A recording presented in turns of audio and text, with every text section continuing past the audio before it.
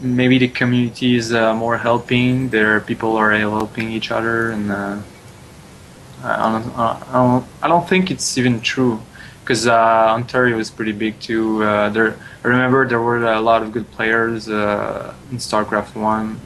Testy was really good. Smuffed came from British Columbia. He's pretty good. I know Gur came from Quebec. He was in my clan in Starcraft One. He was pretty good too. So I think it's pretty even across Canada. Maybe there are more players in Quebec. That's why you think they're better. But I don't know. I think it's even. Fair enough. I was just kind of trying to get you, trying to provoke you. But I mean, there is a lot of gamers in Quebec, that's for sure. It's an Yeah. interesting tendency. It probably has to do with the, you know, a fad or a popular streak that came out, and since Quebec is a little bit separated from the rest of the continent by the language barrier, and so it kind of stays in Quebec, you know.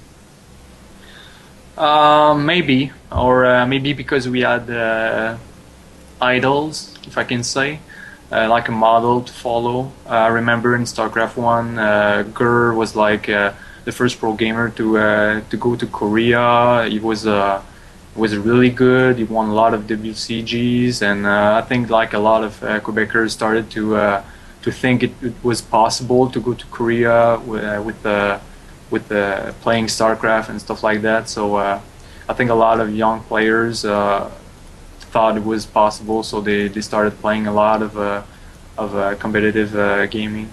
Maybe that's why. Good enough. Actually, so what do you think about Canadian esports, since you have seen it from both the angle of a StarCraft player and a Counter-Strike player? How do you think Canada is as far as esports and professional gamers and such?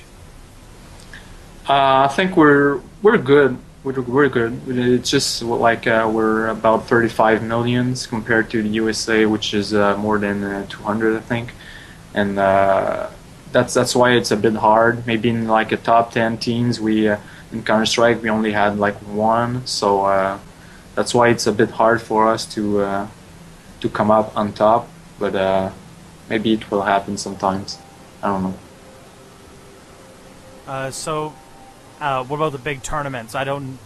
This is something I've been having trouble finding, but like, did you do anything like the WCG requirements for Canada, and those were good games, or do you like? Is there any big Canadian tournaments like in Toronto or Montreal or Vancouver or something you know about?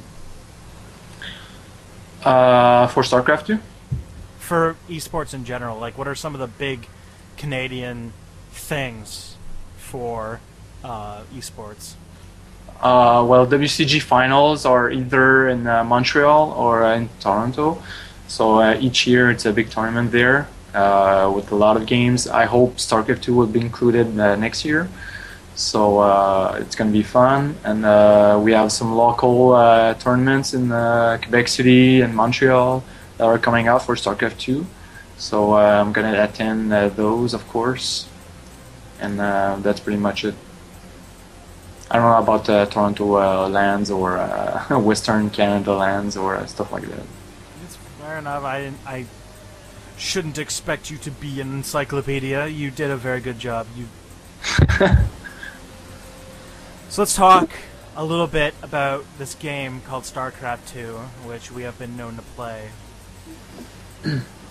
Yeah. So, how would you label yourself for your style? You know, QXC is known for being a very aggressive Terran player. When, you know, you look at Artosis, and he's known to be like a very passive Zerg player. How would you feel do you have a personal style, maybe? Smart Zerg player. I don't know. I always try to outsmart my opponents with either a creative strategy or stuff like that. Or I think I can gain some huge advantage in macro play. I'm a good macro player, and I don't have a lot of APM, but I can macro a lot. And I think that's how I can win my games with the creativity and outsmarting my opponents. Awesome. Creative is good. There's a lot of creative players actually these days. It's a brand new world, right? I mean, there's some really cool plays that seem to come out of almost every tournament. Yeah, yeah. That's why I think Blizzard. I mean, like they removed the lurker and stuff like that because they said the Baneling had the same role. But I think it would have been better to include more units in the game to like to really focus on more strategies and stuff like that you could do instead of only robot style macro play or stuff like that. So I think maybe with the 2 more expansions that would come up, it's gonna be better for me to win, if I can say. Because of there gonna be like a lot more of openings that I can do and a lot more of strategy that I can do. Now, I gotta ask. I asked this question to all of my guests, and I like people. Everybody who's listening has already heard this a million times. The guests seem to like doing it. It's a fun use for your imagination. So what's gonna happen is, I'm gonna give you a hypothetical situation, and you just tell me what you'll do. So Blizzard's gonna come to you and just give you a lot of money, like millions of dollars, and they're gonna give you a whole bunch of developers that will basically do anything you tell them, and they program like around the clock. They don't sleep, they don't eat, nothing. And Blizzard basically says to you that they want you to make the final changes that are needed to get StarCraft 2 ready to ship and be like the proper game that it should be. So what would you do, SLush, in this situation? What kind of changes do you think you'd make to StarCraft for it to be ready for release? Like I said, I think I would add more units. I think it will be better that way. For the